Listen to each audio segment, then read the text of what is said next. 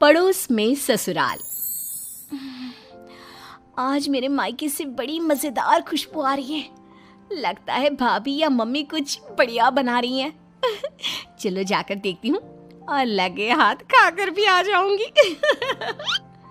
मायरा घर से बाहर निकलने ही वाली होती है कि पीछे से उसकी सास आ जाती है। ओ मैडम, कहाँ निकली आपकी सवारी? हैं? माँ जी, दरअसल वो ना आज मायके में भाभी को थोड़ा सा पेट दर्द हो गया है।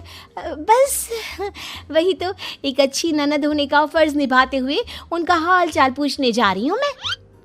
कोई जरूरत नहीं है। रोज तेरे मायके में किसी न किसी की तबीयत खराब हो ही जाती है और रोज तू फुदक के चली जाती है। हमारी ही अकल पर पत्थर पड़े थे जो पड़ोस की लड़की को ही बहू बना लिया।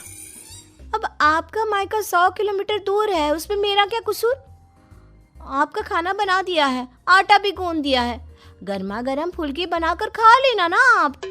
ये है मयूरा, जिसका मायका और ससुराल दोनों भी आस पड़ोस में 2 मिनट की दूरी पर है, जिसका पूरा पूरा फायदा उठाते हुए मयूरा हर दिन मायके के चक्कर लगाती रहती है। हेलो मम्मी, हाय भाभी, क्या बात है? आज तो बड़े ही शाही और लजीज पकवान बने जा रहे हैं। कोई दावत शावत है क्या आज हमारे घर पर? खुशबू आई नहीं कि चली आ गई महारानी चींटियों की तरह सूंघती हुई। अरे बेटा, तेरे भाई का प्रमोशन हो गया है, इसी खुशी में उसके मनपसंद पकवान बना रहे हैं। बस आ जाती तू भी, दामाद जी और समधी समदन जी को भी न्योता दे दे। पर मम्मी जी, हमें थोड़ी ना पता था कि ये सब आएंगे। मैंने तो वैसे भी खाना कम ही बनाया है। क्या भाभी, अब आपको ये तो पता है कि मेरा ससुराल पड़ोस में ही है, और आपको तो मैंने कह कर रखा है ना कि मेरे 2 एक्स्ट्रा फुलके सेक कर रख दिया करो। मुझे मम्मी के हाथ की बनी सब्जियां कितनी पसंद है। ओए बड़ी महारानी।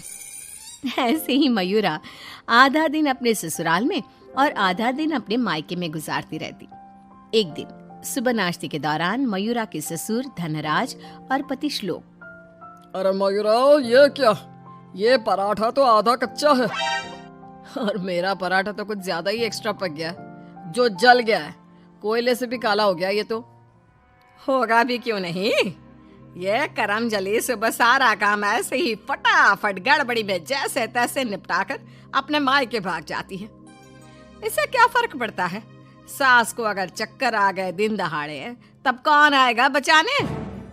ओ कम ऑन माँ जी, चक्कर, और वो भी आपको?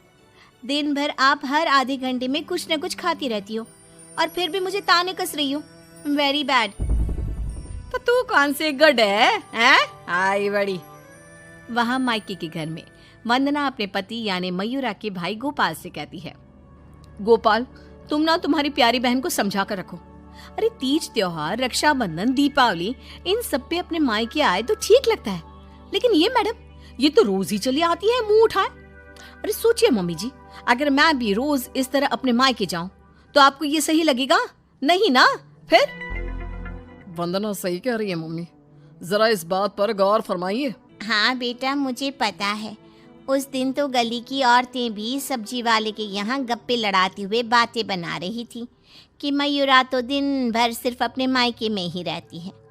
आज उसे आने दो, मीठे बोल से ही समझाऊंगी, समझ जाएगी वो। फिर जब मयूरा मायके आती है तो, मम्मी, आपको तो कोई दिक्कत नहीं है ना मेरे इस तरह आपसे मिलने यहाँ आने से? ये देख सरोज का मन ममता के मुंह में आ जाता है। ना बेटी ना, तू ऐसा क्यों सोच रही है और तेरी आंखें नम क्यों हैं?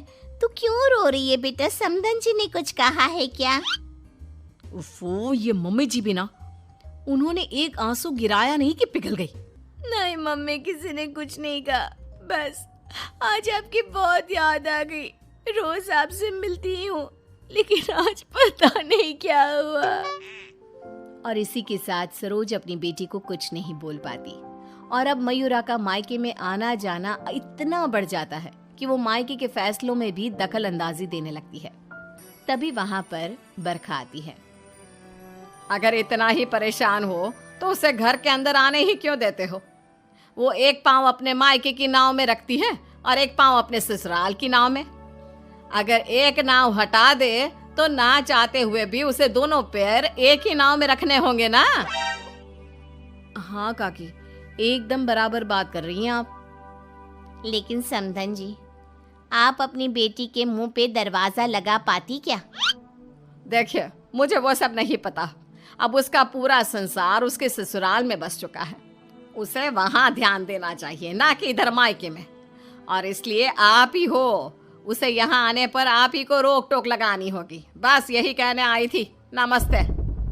अगले दिन ससुराल में बरखा की तबीयत खराब हो जाती है और मयूरा उसे बिस्तर पर ऐसे ही छोड़कर मायके भागती है।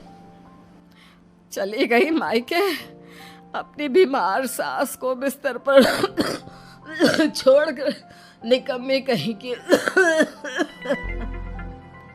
रात में जब धनराज और श्लोक दफ्तर से घर लौटते हैं तब वो देखते हैं कि मयूरा घर पर नहीं है और बरखा अपने कमरे में बुखार से तप रही है। और तो और घर में कुछ खाना तक नहीं बनाया है। आज तो हद ही कर दी मयूरा बहू ने। अरे काम काज का नहीं, लेकिन कम से कम अपनी सास की तबीयत का तो लिहाज रख लिया होता। कोई फिक्र, कोई चिंता नहीं। आप ही ने तो चुनी थी ना ये बहू। कुछ देर बाद मयूरा अपने ससुराल वापस आती है। मयूरा, घड़ी देखी तुमने?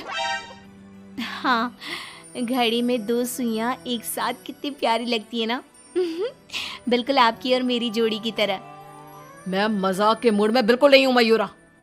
उम्मीद है कि आपको हमारी ये कहानी पसंद आई होगी। कृपया हमारे चैनल को सब्सक्राइब करें और सभी अपडेट्स के लिए बेल आइकन जरूर क्लिक करें। और हाँ, वीडियो लाइक और शेयर करना मत भूलिएगा। Bye bye.